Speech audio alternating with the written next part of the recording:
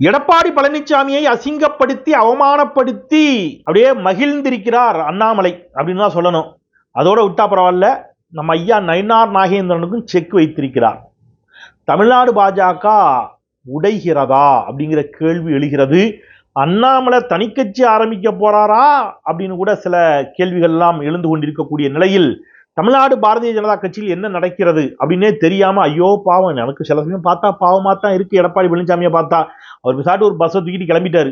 முதலமைச்சர் வேற சொன்னார், நேற்று அழகா சொன்னாரு, சுந்தரா டிராவல்ஸ் மாதிரி இருக்கு, அந்த பஸ்ல இருந்து பொய்யா வரும், ஐயா எடப்பாடி பழனிசாமி வாயிலிருந்து பொய்யா வருது அப்படின்னாரு. அது ஒரு பக்கம் இருக்கட்டும்.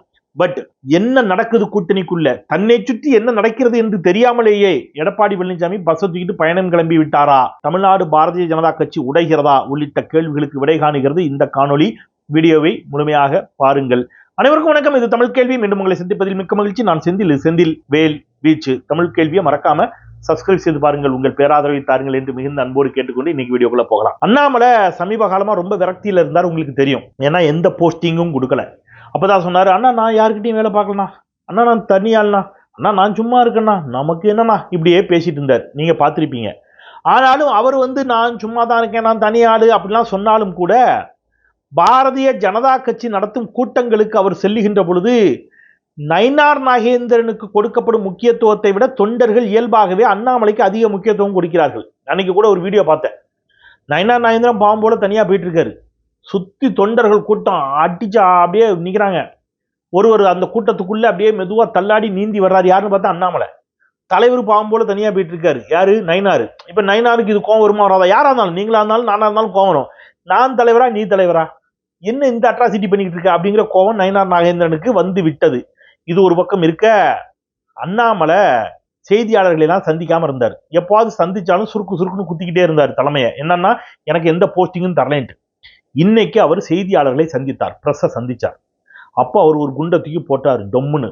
அதுதான் இப்ப ஐயா எடப்பாடி பழனிசாமிக்கு வினையாக வந்து நிற்கிறது. ஏன் அப்படின்னா, எடப்பாடி பழனிசாமி தொடர்ந்து ஒரு கருத்தை சொல்றாரு. கூட்டணி ஆட்சிலாம் கிடையாது, அமித்ஷா அப்படி சொல்லவே இல்லை. அமித்ஷா சொல்லாததை ஊடகங்கள் திரித்து சொல்கின்றன என்று ஊடகங்களின் மீது பழி போட்டார் எடப்பாடி பழனிசாமி. அமித்ஷா தெளிவா சொன்னாரு, தமிழ்நாட்டில் அதிமுக கூட்டணி வெற்றி பெற்றால் பாஜக கூட்டணி அமைச்சரவையில் பங்கெடுக்கும், தமிழ்நாட்டில் கூட்டணி அமைச்சரவை, கூட்டணி அரசு என்று திருப்பி தெளிவா சொல்றாரு. ஆனா எடப்பாடி பழனிசாமி என்ன சொல்றாரு, அமித்ஷா அப்படி சொல்லவே இல்லை, நீங்க ஊடகங்கள் அவர் சொல்றதை திரித்து சொல்கிறீர்கள் என்று சொல்லிக்கிட்டு இருந்த பொழுது இன்னைக்கு களத்துல இறங்கிட்டாரு நம்ம அண்ணாமலை. அண்ணாமலை களத்துல இறங்கி என்ன சொல்றாரு அப்படின்னு கேட்டீங்கன்னா, அதையே நான் சொல்லிட்டு நீங்களே பாருங்க, அண்ணாமலை என்ன சொல்றாருன்னு பார்த்தா தான் எடப்பாடி பழனிசாமியை எவ்வளவு அசிங்கப்படுத்தி இருக்கிறார் அப்படிங்கிறது உங்களுக்கு தெரியும். அண்ணாமலை பேட்டியை பாருங்க. இந்த கூட்டணி உருவானதுல என் பங்கு இல்லை. இந்த கூட்டணியில் என்ன பேச்சுவார்த்தை நடத்தினாங்க, என் பங்கு இல்லை. இந்த கூட்டணி எப்படி இருக்க வேண்டும் என்று யார் பேசினார்கள், அதிலும் என்னுடைய பங்கு இல்லை. அப்படி இருக்கும் பொழுது என்னுடைய தலைவர் அமித்ஷா அவர்கள் சொல்வதைத்தான் நான் கேட்டாக வேண்டும். அவர் ஒரு முறை இல்ல, தினமலர் பத்திரிகையில, தினத்தந்தி பத்திரிகையில, இந்தியன் எக்ஸ்பிரஸ் பத்திரிகையில மிக தெளிவாக சொல்லிய பிறகு ஒரு தொண்டனாக என்னுடைய கருத்தை மாற்றிக்கொண்டு கூட்டணி ஆட்சி இல்லை நான் சொன்னா, நான் இந்த கட்சியில தொண்டனாக இருப்பதற்கு எனக்கு தகுதி இல்லை. பாத்துட்டீங்களா? இதான் அண்ணாமலை கேட்கிறாரு. அண்ணாமலை என்ன கேட்கிறாரு, சார் அமித்ஷா தெளிவாக சொல்லிவிட்டார் சார், கூட்டணி அமைச்சரவை, கூட்டணி அரசு என்று. ஒரு இடத்துல இல்ல, ரெண்டு இடத்துல இல்ல, 3 இடங்களில் சொல்லி இருக்கிறார் அப்படின்னு சொல்றாரு. தினத்தந்தி கழித்த பேட்டி, இன்னொரு பத்திரிகை கழித்த பேட்டி, இன்னொரு பத்திரிகை கழித்த பேட்டி என்று 3 பத்திரிகைகளினுடைய பெயர்களையும் குறிப்பிட்டு சொல்றாரு. 3 பத்திரிகைகளினுடைய பேட்டியிலும் தெளிவாக சொல்லிவிட்டார் தமிழ்நாட்டில் கூட்டணி அமைச்சரவை என்று. ஒரு பாஜக தொண்டனாக என் தலைவன் சொன்னதை சொல்வதுதான் என்னோட வேலை, அதை விட்டுட்டு பூசி முழுகிறதுலாம் என்னங்க கணக்கு அப்படிங்கிறார். இது யாருக்குன்னு தெரியுதா? நயினாருக்கு வச்ச செக். ஐயா நயினார் நாகேந்திரனுக்கு வைக்கிறார், செக் வைக்கிறாரு. அமித்ஷா என்ன சொல்லியிருக்காரு, கூட்டணி அரசு கூட்டணி அமைச்சரவை தான் சொல்லியிருக்காரு. நயினார் நாகேந்திரன் நீங்க என்ன சொல்லணும், பிரஸ்ஸை சந்திக்கின்ற பொழுது உறுதியா ஓங்கி ஆமாங்க தமிழ்நாட்டில் கூட்டணி அமைச்சரவை தாங்கன்னு சொல்லணும். ஏன் சொல்ல மறுக்கிறீர்கள் அப்படின்னு இப்ப தொண்டர்களை யாருக்கு எதிராக திருப்பி விடுறாரு, நயினார் நாகேந்திரனுக்கு எதிராக திருப்பி விடுறாரு. அவர் தன்னை சொல்றாரு, நான் பாஜகவின் ஒரு அடிமட்ட தொண்டனாக என் தலைவர் அமித்ஷா சொல்றதை தான் நான் சொல்லுவேன் அப்படிங்கிறாரு. அப்படின்னா என்ன அர்த்தம், தமிழ்நாட்டில் இருக்கக்கூடிய நயினார் நாகேந்திரன் உள்ளிட்ட பாஜக தலைவர்கள் யாரும் இதை சொல்லவில்லை, சொல்ல தயாராக இல்லை. அந்த இடத்தை குத்தி காட்டுறாரு, சுட்டி காட்டுகிறார் அல்லது குத்தி காட்டுகிறார் அண்ணாமலை. தமிழ்நாடு பாஜகவுடைய தலைவராக நயினார் நாகேந்திரன் எதுக்கு அமித்ஷா கொண்டு வந்து வச்சார்? இப்ப இந்த இடத்துல உங்களுக்கு ஒரு டவுட் வரணும். கரெக்ட் அண்ணாச்சி, அமித்ஷா கூட்டணி ஆட்சி என்று சொல்கிறார். கூட்டணி ஆட்சியை விரும்பக்கூடிய ஒருபடி மேல போய் கூட்டணி ஆட்சி கூட கிடையாது, தமிழ்நாட்டில் பாஜக தான் தனித்தே ஆட்சி அமைக்கும் என்று சொல்லக்கூடிய அண்ணாமலையை தமிழ்நாடு பாஜக மாநில தலைவராக தானே வச்சிருக்கணும். அவரை மாத்திட்டு எதுக்கு நயினார் நாகேந்திரனை கொண்டு வந்தாங்க அப்படின்னு கேட்டீங்கன்னா, இந்த இடத்துல தான் இந்த அரசியலை சுத்தி என்ன நடக்குங்கிறத தமிழ் கேள்வி சொந்தங்கள் பொலிட்டிக்கலா ரொம்ப தெளிவானவங்க. தெளிவா மற்ற நம்ம வந்து சும்மா மற்றவங்க பேசுற மாதிரி அரசியலை பேச வேண்டாம், ஆழமாக பேசுவோம், மேலோட்டமாகவே பேச வேண்டாம், ரொம்ப நுண்ண அரசியலை புரிந்து கொள்ளுங்கள். பிரதமர் பதவிக்கான சண்டை அங்க ஆரம்பிச்சிருச்சு. RSS தலைவர் கூட சொல்லிட்டாரு, அடுத்த பிரதமர் யார் அப்படிங்கிற கேள்வி எழுகிறது. அப்போ நரேந்திர மோடிக்கு ரெஸ்ட் கொடுக்கணும், போதும் 75 வயசு ஆயிட்டு நீங்கள் ஓய்வு பெறுங்கள் என்ற இடத்துக்கு நகர்றாங்க. அப்போ அடுத்தது அந்த ரேஸ்ல இருக்கிறது யாருன்னு கேட்டீங்கன்னா, முதல்ல நிதின் கட்கரி இருந்தார். இப்ப நிதின் கட்கரியினுடைய உடல்நிலை சரியில்லை. அப்ப நிதின் கட்கரி அந்த இடத்துக்கு நகர்றதுக்கு யோசிக்கிறாரு, அல்லது RSS தயங்குது. அப்ப அதுக்கு பதில் யார் அப்படின்னு வருகின்ற பொழுது 2 பேர் ரேஸ்ல இருக்காங்க. ஒன்னு யோகி ஆதித்யநாத், இன்னொன்னு அமித்ஷா. இப்ப யோகி ஆதித்யநாத்துக்கு வட மாநிலங்களில் கொஞ்சம் செல்வாக்கு இருக்குது. அப்ப அமித்ஷா என்ன நினைக்கிறாரு, தென்னிந்தியாவில் கணிசமான எம்பிக்களை பெற்றால் மட்டும்தான் பிரைம் மினிஸ்டர் ரேஸ்ல அமித்ஷா முந்த முடியும். அப்ப அதுக்காக தமிழ்நாட்டில் அதிமுகவோட கூட்டணி வச்சா தான் தமிழ்நாட்டிலையும் ஒரு 5 சீட்டாவது கிடைக்கும் அப்படின்னு நம்புறாரு. எதுல? பார்லிமெண்ட் எலெக்ஷன்ல. அப்ப பார்லிமெண்ட் எலெக்ஷன்ல தனக்கு கணிசமான சீட் வேணும், சட்டமன்ற தேர்தல் எப்படி போனாலும் பரவாயில்லைங்கிற மூடுக்கு அமித்ஷா வந்துட்டாரு.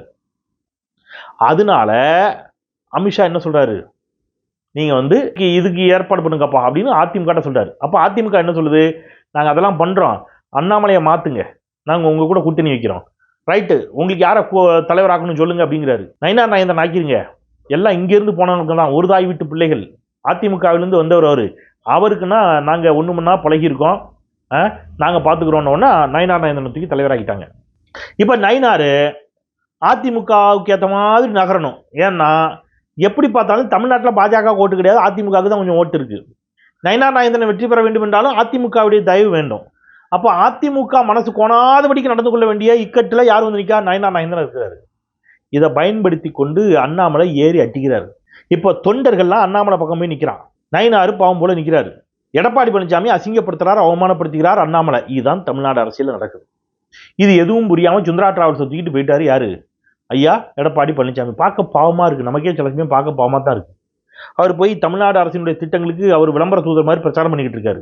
13 துறைகளின் கீழ் 46 திட்டங்களை செயல்படுத்துகிறாராம் ஸ்டாலின் அப்படிங்கிறாரு. மக்கள்லாம் கை அப்படின்னு எழுதி கொடுத்த ஸ்கிரிப்ட் எழுதி கொடுத்தவங்க கடுப்பாராம், யோ இன்னையா நான் என்ன பேச சொன்னா நீங்க என்ன பேசிட்டீங்க அப்படின்னு. இந்த லட்சணத்தில் இந்த கூட்டணி, இதோட கொடுமை தெரியுமா? இப்ப அண்ணாமலை அசிங்கப்படுத்துறது ஒரு பக்கம் இருக்கட்டும், அண்ணாமலை என்ன நினைக்கிறாரு, தமிழ்நாடு பாஜகவினுடைய தலைமையை தேசிய தலைமை தான் தீர்மானிக்கிறது, வேற வழி இல்லாம தமிழ்நாடு பாஜக தொண்டர்கள் பல்ல கடிச்சிட்டு அடக்கிட்டு போன்ற சூழல் இருக்கு. நாம தனி கட்சி ஆரம்பிச்சிட்டோம்னா, ஒரு பாஜக மாநில கட்சியா இருந்தா எப்படி இருக்கும், பாஜக ஒரு மாநில கட்சியா இருந்தா எப்படி இருக்கும், அந்த மாதிரி ஒரு கட்சியாக அண்ணாமலையால செயல்பட முடியும் அப்படின்னு அண்ணாமலை ஆதரவாளர்கள் நம்புகிறார்கள், அண்ணாமலையும் நம்புகிறார். அதுக்கு தேவையான பொருளாதார வசதி எல்லாத்தையும் ஆல்ரெடி ரெடி பண்ணிட்டாங்க. அப்போ அண்ணாமலை தனி கட்சி ஆரம்பித்தாலும் ஆச்சரியம் இல்லை, தமிழ்நாடு பாஜகவை உடைத்து அப்படிங்கிறதாகத்தான் நமக்கு கிடைக்கக்கூடிய செய்திகள் சொல்கின்றன. ஆனா இது எதுவுமே தெரியாம ஐயா எடப்பாடி பழனிசாமி பிரச்சார கூட்டத்தில் என்ன பேசுறாரு பாருங்க, எனக்கு உண்மையிலே காமெடியா இருக்கு சார். உண்மையே சொல்லுங்க சார், இவர் எப்படிங்க ஒரு 4 வருஷம் முதலமைச்சரா இருந்தாரு, போய் பேசுறாரு, கம்யூனிஸ்ட் கட்சிகள் எங்கள் கூட்டணிக்கு வந்தால் நாங்கள் வரவேற்போம், சிவப்பு கம்பளம் விரித்து வரவேற்போங்கிறார். நீங்க சிவப்பு கம்பளத்தை உரிப்பீங்களோ பச்சை கம்பளத்தை உரிப்பீங்களோ அது வேற சார், கொஞ்சமாவது அடிப்படை நாலேஜ் இருக்கிற யாராவது இப்படி கூப்பிடுவாங்களா? பாஜக இருக்கிற அணியில எப்படி கம்யூனிஸ்ட் கட்சி இருக்கும்? ரொம்ப குறைந்தபட்ச அறிவோட சிந்திக்கணும்ல. பாஜக ஒரு அணியில இருக்குன்னா அங்க எப்படி கம்யூனிஸ்ட் கட்சி இருக்கும்? பிசிகாவும் இருக்காது. இப்ப பிசிகாவும் இருக்காது, கம்யூனிஸ்டும் இருக்காது. ஆனா பிசிகாவையாவது இவங்க சொல்லுவாங்க, நீங்க இருந்தீர்களேம்பாங்க. அவங்க வந்து அதுக்கு ஒரு விளக்கம் கொடுக்குறாங்க, நாங்க திமுகவோட கூட்டணியில இருந்தோம், நீங்க வந்து அந்த டயத்துல திமுகவும் பாஜகவும் கூட்டணியில இருந்துச்சுங்கிற மாதிரி ஒரு விளக்கம் அவங்க தரப்புல இருந்து கொடுக்கப்படுகிறது. அது ஒரு பக்கம் இருக்கட்டும். ஆனால் கம்யூனிஸ்டும் காங்கிரஸும் ஒருபோதும் யாரோட கூட்டணி சேராது, பாஜகவோட கூட்டணி சேராது. இவர் கூப்பிடுறாரு கம்யூனிஸ்ட் கட்சியில் எங்களோடு வரணுங்கிறாரு. முந்தின நாள் என்ன சொன்னாரு, அதுக்கு முந்தின நாள் பிரச்சாரம் பண்றாரு, கம்யூனிஸ்ட் கட்சியெல்லாம் தமிழ்நாட்டில் இல்லைங்க, காணாம போயிட்டுங்க, கம்யூனிஸ்ட் கட்சியெல்லாம் ஒரு கட்சியாங்கிறாரு. அடுத்த நாளே கம்யூனிஸ்ட் கட்சி எங்க கூட்டணிக்கு வரணுங்கிறாரு. அவர் இப்போதைக்கு யாரை மட்டும் தான் கூப்பிடல தெரியுமா, எடப்பாடி பழனிசாமி காங்கிரஸை மட்டும்தான் இன்னும் கூப்பிடல. காங்கிரஸையும் உங்க கூட்டணிக்கு கூப்பிட்டீங்கன்னா சூப்பரா இருக்கும் எடப்பாடி பழனிசாமி சார்.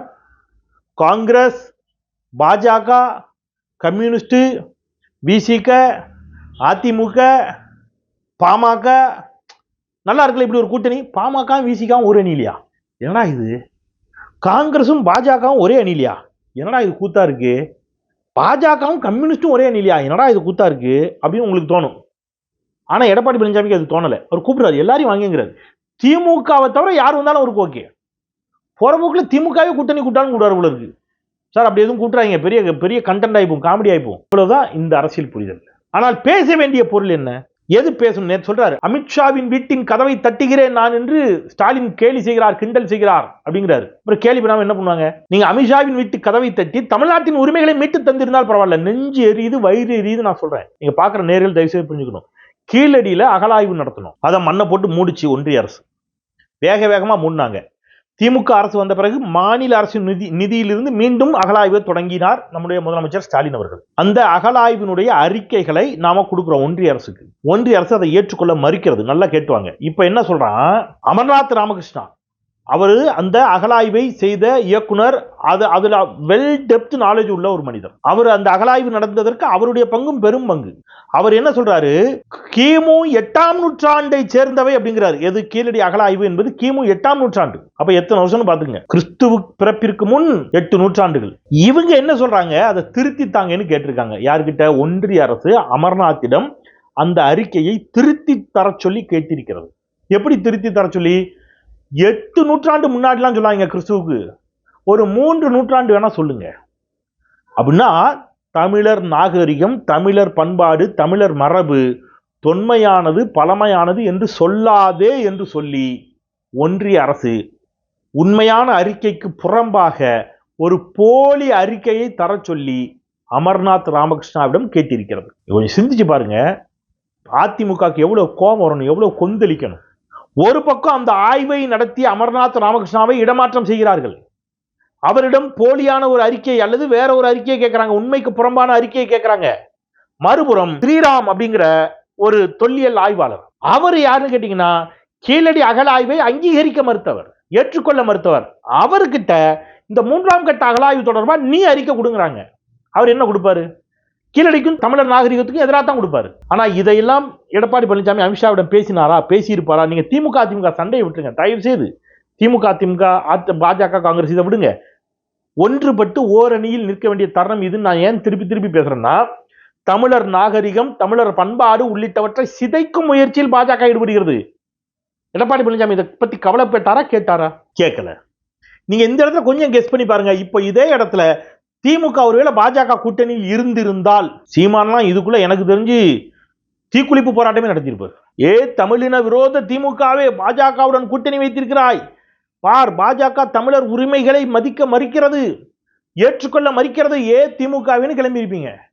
எடப்பாடி பழனிசாமிக்கு எதிராக எவனும் வாய் திறக்க மாட்டேங்க, அவளையும் வாய் பிடிச்சு உட்காந்துருக்கீங்க. கேட்கணுமா இல்லையா? தமிழர் நாகரிகத்தை அங்கீகரிக்க மறுக்கும் பாஜகவோடு கூட்டணி வைத்திருக்கக்கூடிய அஇஅதிமுக தமிழின விரோதி அஇஅதிமுக என்று சொல்லணுமா இல்லையா? அப்போ பேச வேண்டியவற்றை பேசாமல் இவர் சிஎம் சொன்ன மாதிரி சுந்தரா டிராவல்ஸ்ல கிளம்பிட்டாரு. ரொம்ப ஆபத்தான ஒரு தமிழ்நாட்டை ஒரு பேராபத்து சூழ இந்த படத்துல சொல்லுவாங்க, பொன்னியின் செல்வன்ல வால் நட்சத்திரம் தோன்றியது, அது இந்த ராஜாவுக்கு பேராபத்தை உணர்த்தியது அப்படிம்பாங்க. அந்த மாதிரி இங்கே தமிழ்நாட்டிற்கு ஒரு பேராபத்தை கொண்டு வருவதற்கான எல்லா வேலையும் பாஜக செய்ய தொடங்கிடுச்சு. தமிழ்நாட்டை ஒரு பேராபத்து சூழ்கிறது.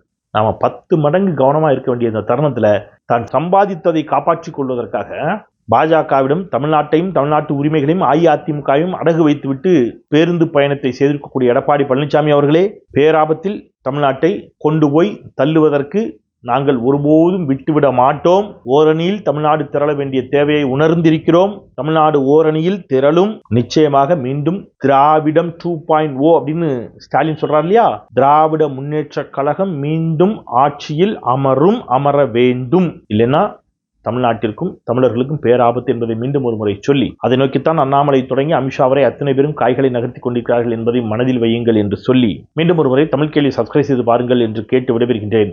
குரலற்றவர்களின் குரலாய் நான் செந்தில். நன்றி.